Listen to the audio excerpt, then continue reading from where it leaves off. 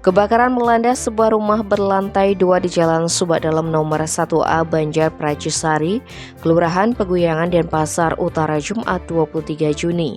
Saat insiden ini terjadi, pemilik rumah Putu Arsana 55 tahun sedang keluar untuk bekerja sopir freelance.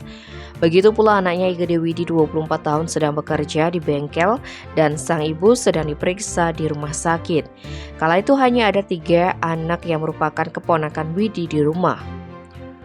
Kasih-Humas Polresta Denpasar AKP Ketut Sukadi menerangkan, sebelum kejadian ada ipar korban Ketut Superni 45 tahun di tempat kejadian perkara. Namun wanita ini sempat keluar sekitar pukul 10.30.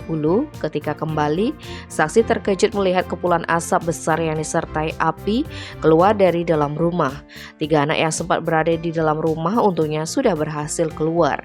Warga sekitar yang mengetahui kejadian ini pun membantu mengeluarkan barang-barang yang bisa diselamatkan, serta memadamkan api dengan alat dan air seadanya.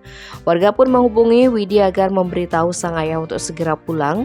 Sayangnya waktu itu api semakin membesar, sehingga Kelurahan Peguyangan melalui Kaling Banjar Prajesari Indengah Sudiana langsung menghubungi pemadam kebakaran BPBD Kota Denpasar. Tidak berselang lama pemadam tiba di lokasi dengan mengerahkan 5 unit Brandweer. Setelah 2,5 jam berjibaku, akhirnya amukan si jago merah berhasil dijinakkan.